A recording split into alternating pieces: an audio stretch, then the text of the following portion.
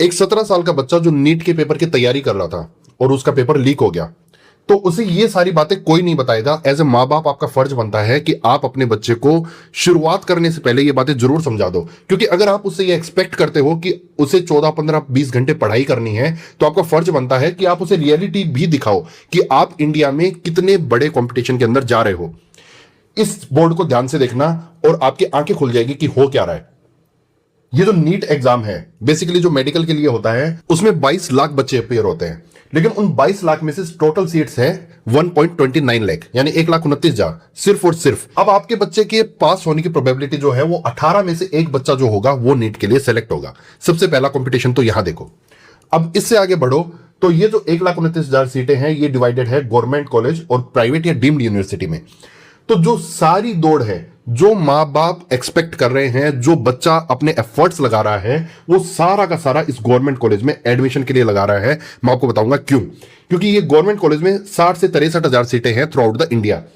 अब यहां पर अगर इसी चीज को आप आगे लेके आओगे तो वो परसेंटेज हो जाता है कि 40 में से सिर्फ एक बच्चे को ये सीट मिलेगी, यानी कि टोटल 100 में से सिर्फ 3% लोग, यानी 97% वाइप आउट।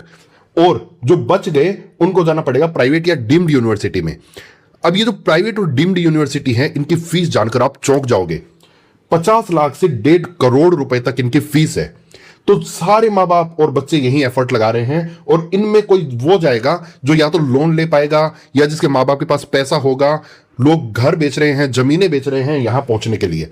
तो आप ये सोचो कि आप अपने बच्चे को और खुद को आने वाले टाइम के लिए किस चीज के अंदर धकेल रहे हो। मैं ये नहीं कहता कि नीट का पेपर गलत है, नीट का एग्जाम गलत है, लेकिन आपका कंपटीशन से अवेयर होना और कंपटीशन से अवेयर अपने बच्चे को करना, ये दोनों ही इंपॉर्टेंट है।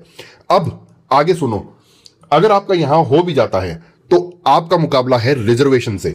तो आप ये जान लो, एससी के लिए 15%, एसटी के लिए 7.5% और ओबीसी के लिए 27%। ये कोटा ऑलरेडी रखा गया है कि इन लोगों को सबसे पहले सीट्स दी जाएंगी। तो इस पूरी पिक्चर को अगर आप समझो तो आपका बच्चा कितनी भी तैयारी करे, लेकिन 100 में से 97 बच्चों का फेल होना तय है। तो एज ए पेरेंट्स आपका ये फर्ज बनता है कि आप इस एनालिसिस को समझो और एक वाइज डिसीजन लो। अगर आपको लगता है कि आपको कोई और करियर ऑप्शंस भी देखने चाहिए, तो अपने बच्चे को बार बार ऐसी जगह मत धकेलो जहां पर कंपटीशन का लेवल ये है।